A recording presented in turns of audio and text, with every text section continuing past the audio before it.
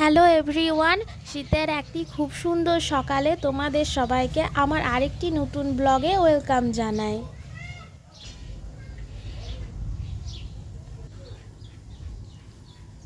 সকালবেলা ঘুম থেকে উঠে ব্রাশ করে এখন চা বানাতে এসেছি। এখন সসপ্যানে আমি গরম জল বসিয়েছি চায়ের জন্য। গরম জলটা হয়ে গেছে, এবার আমি কাপে নিয়ে নিচ্ছি। আর এই যে দেখছো বন্ধুরা, সাইডে চা পাতার প্যাকেটটা সেনকো গোল্ডে কিছুদিন আগে আমি তোমাদের সাথে একটা ছোট্ট মিনি ব্লগ শেয়ার করেছি। ধানতেরাসের সময় আমি সেনকো গোল্ড গেছিলাম, রাম লক্ষ্মণ সীতা হনুমানজির একটা সিলভারের একটা ফটো ফ্রেম নিয়েছিলাম। তখন আমাকে এই চা পাতাটা গিফট হিসাবে দিয়েছিল ধানতেরাসের সময়। তো এই চা পাতার স্বাদ এত সুন্দর বন্ধুরা, তোমাদের বলে বোঝাতে পারবো না। খুব সুন্দর এই চায়ের টেস্ট। এই টি ব্যাগগুলো আছে চা পাতাটাতে, অনেক রকমই থাকে। আরেকবার গেছিলাম তখন দিয়েছিল, তখন এই টি ব্যাগগুলো ছিল না, শুধু চা পাতার প্যাকেট ছিল। আর এবারে দেখছি একটু ছোট প্যাকেটটা, কিন্তু এই টি ব্যাগের মতন সিস্টেম করা আছে। যারা লাইট খেতে চায় তাদের জন্য এই চাটা খুবই সুন্দর, যারা একটু লাইট চা খেতে পছন্দ করে।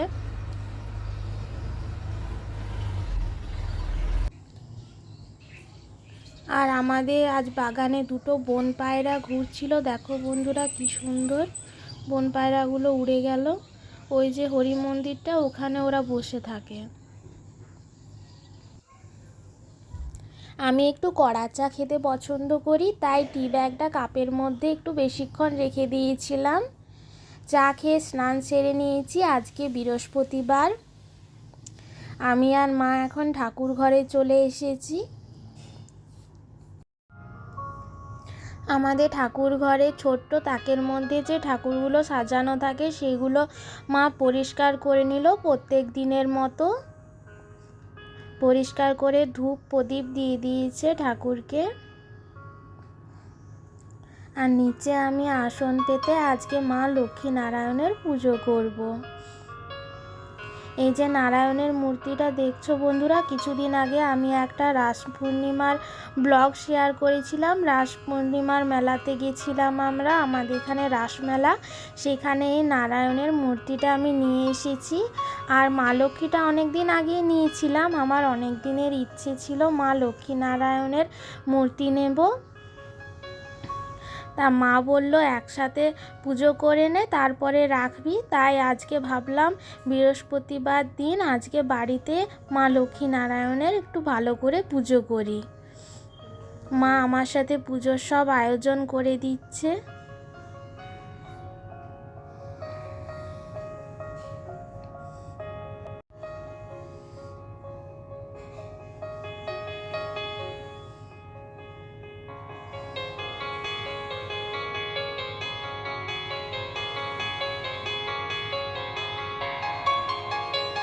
আমাদের বাড়িতে যে শালগ্রাম শিলা আছে তাকে আমি প্রথমে প্রসাদ দিয়ে দিচ্ছি ঠাকুরকে।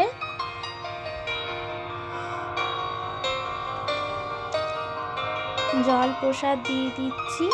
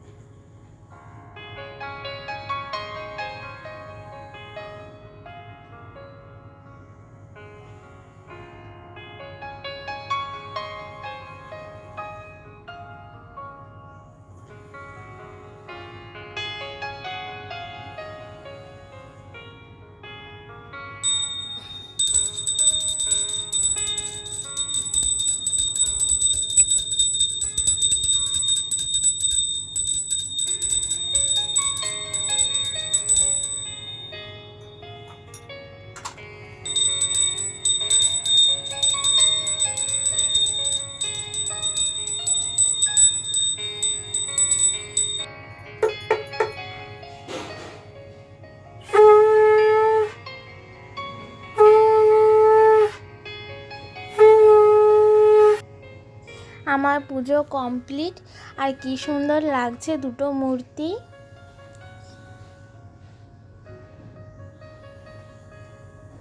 আমার বাড়িতে পুজো কমপ্লিট হয়ে গেছে।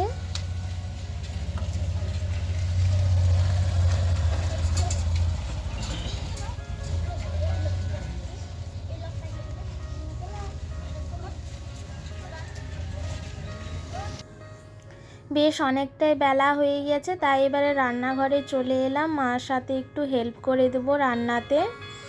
আজকে দুপুরবেলা নিরামিষ সয়াবিন আলুর তরকারি হবে, সেই জন্য আলুগুলো প্রথমে ভেজে নিচ্ছি।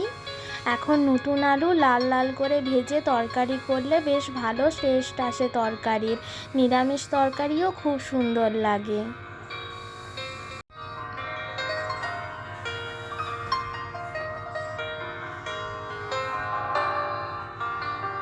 আর আজকে মা নারকেল চিনি বানাবে বলেছে, তাই নারকেলগুলো প্রথমে ঝিরি ঝিরি পাতলা পাতলা করে নিচ্ছে, তারপরে সেটা চিনি দিয়ে পাকবে। এখন তো এই ঠান্ডার সময় নারকেল চিনি গুড় বাদাম খেতে বেশ ভালো লাগে। আলু ভাজা কমপ্লিট আমার, আলুগুলো নামিয়ে নিয়ে এবার সয়াবিনগুলো ভেজে নিচ্ছি। আর এদিকে মার অনেকটাই নারকেলগুলো ঝিরি ঝিরি করা হয়ে এসেছে।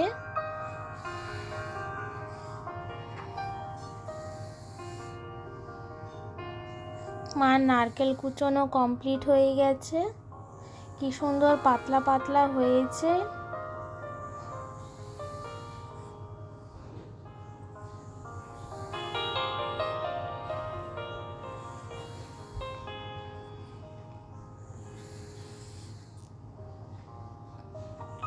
এদিকে আমার নিরামিষ সয়াবিন আলুর তরকারিও হয়ে গেছে, এবারে নামিয়ে দেব। আমি তরকারিটা নামালে তারপরে মা এখানে নারকেল চিলি বসাতে পারবে। ধনেপাতাগুলো আগে কেটে ধুয়ে রেখেছিলাম, সেগুলো দিয়ে দিচ্ছি ওপর থেকে। তরকারিতে ওপর থেকে ধনেপাতার গন্ধ আমার বেশ ভালো লাগে।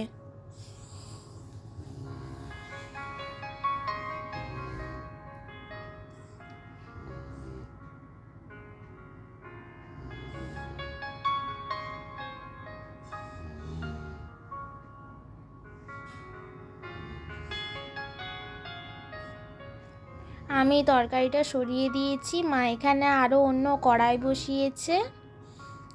সব কিছু জিনিস আগে নিয়ে নিচ্ছে, নারকেল চিনি বানাবার, তারপরে মা এখানে নারকেল চিনি বানাবে।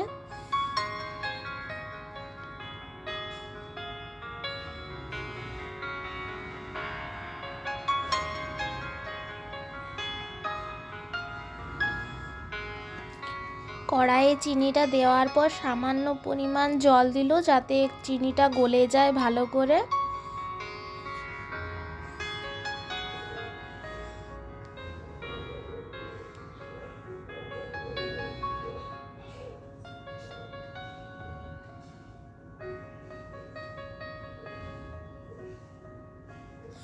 গ্যাসের ফ্লেমটা সামান্য লো করে দিয়েছিলাম একটু আগে, তারপরে বাড়ালাম।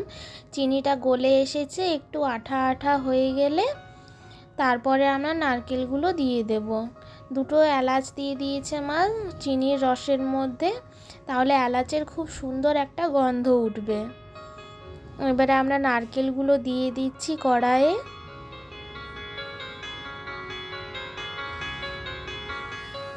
আমার মার এই নারকেল চিনির রেসিপি তোমাদের যদি ভালো লেগে থাকে তোমরাও বাড়িতে ট্রাই করো। খুব সহজে খুব তাড়াতাড়ি নারকেল চিনি তৈরি হয়ে যায় ও খেতেও বেশ ভালো লাগে।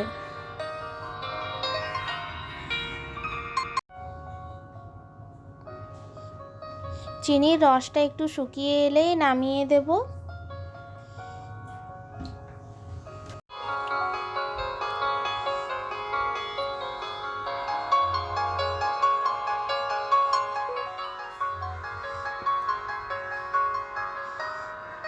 কি সুন্দর ঝুড়ো ঝুড়ো হয়েছে নারকেল চিনি। এখন একটু গরম আছে, ঠান্ডা হয়ে গেলে খাবার জন্য রেডি।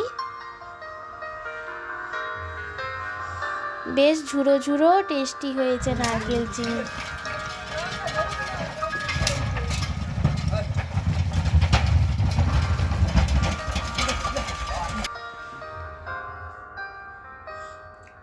এখন শীতের সময়, ঠান্ডার জন্য গাছগুলোতে ফুলই ফুটছে না। আমাদের নয়নতারা ফুলের গাছে আগেও তোমাদের ভিডিওয়ে দেখেছি কত ফুল থাকে, এখন ফুলই ফুটছে না।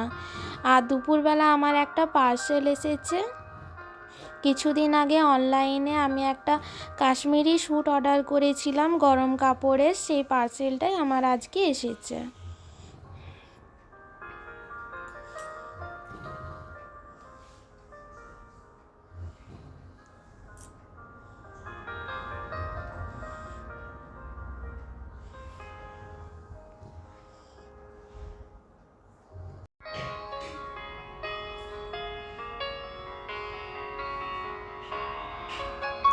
প্যাকেট খুলে দেখি খুব সুন্দর এসেছে কাশ্মীরি স্যুটটা, ঠিক যেমন আমি ছবিতে দেখে অর্ডার করেছিলাম ঠিক তেমনই এসেছে, ছবির মতনই সেম টু সেম।